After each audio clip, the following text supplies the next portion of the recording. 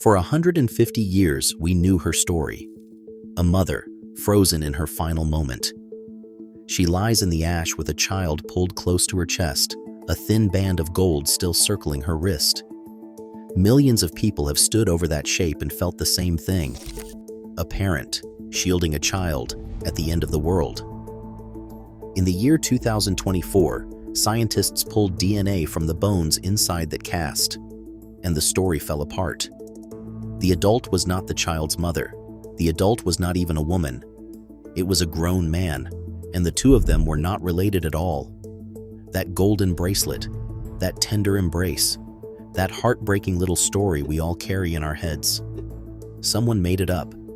And once you learn that, you have to ask a much larger question.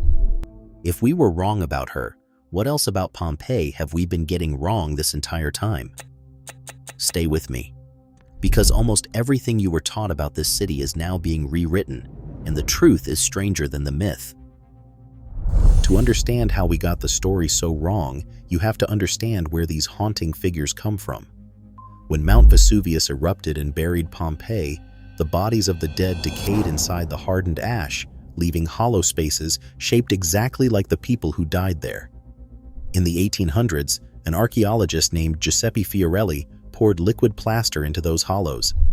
When his team chipped away the rock, out came the casts. A man covering his face. A dog twisting against its chain. A family, huddled together. They are some of the most powerful objects ever recovered from the ancient world. But a plaster cast only shows you a pose. It does not tell you a name or an age or who a person loved. And for a century and a half, we filled that silence with stories. A smaller figure beside a larger one became a mother and child. Two forms lying close became sisters or lovers. It felt obvious. It felt human. It was almost entirely a guess. Then science finally had a way to check them. A team working with genetic labs at Harvard and the Max Planck Institute drew ancient DNA from the bones still sealed inside the casts. And one by one, the familiar narratives collapsed. That mother with the golden bracelet holding her child? An unrelated adult male. The four figures sheltering under a staircase in the House of the Golden Bracelet, long described as a family with a mother at the center? Very likely all male. And the pair who died in an embrace, remembered for generations as two sisters? At least one of them was a man. We had not just misread a few details. We had looked at strangers and painted our own idea of family, of gender, of love, onto people who could no longer correct us. The poses were real. The stories were ours. And the DNA rewrote something larger still. The people of Pompeii were not one uniform Roman population. Their roots ran deep and wide, many of them tracing back to migrants from the Eastern Mediterranean. This was a crossroads, a cosmopolitan port full of people whose families had come from somewhere else. The real Pompeii brought the ancient world together. But it was not only the people we misunderstood. We misunderstood what happened to Pompeii itself, because we all believed the same thing about this city, that in a single day, it died and was left frozen and empty forever, a perfect tomb under the ash. That is not true either. Recent excavations in the southern part of the city have uncovered something remarkable. After the eruption, people came back. Survivors with nowhere else to go, along with newcomers from other regions, returned and settled into the ruins. They lived in the upper floors that still rose above the ash, while the old ground floor rooms became cellars and caves, where they built ovens, mills, and hearths among the wreckage. Some of them, archaeologists believe, were digging through the buried houses, searching for whatever the dead had left behind. And they stayed. Coins from a succession of emperors, pottery, oil lamps from the 5th century marked with an early Christian symbol, all show people living here, in this broken place, for centuries. Not one day of death.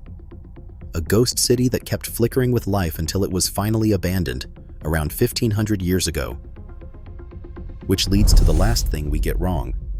We picture everyone dying instantly, caught mid-step. But the eruption unfolded over many hours. Many people had time to run, and a great number of them did.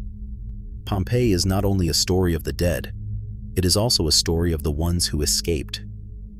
In 2026, archaeologists may finally have identified one of them.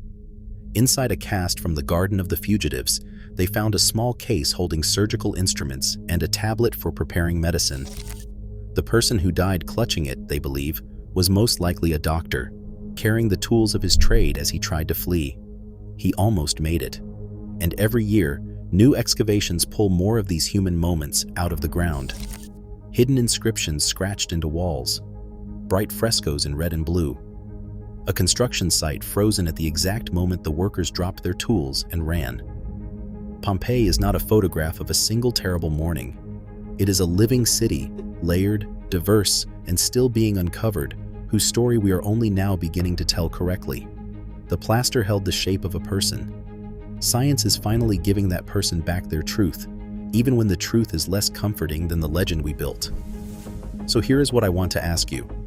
If a legend moves millions of people but science proves it false, should a museum preserve the legend or replace it with the truth?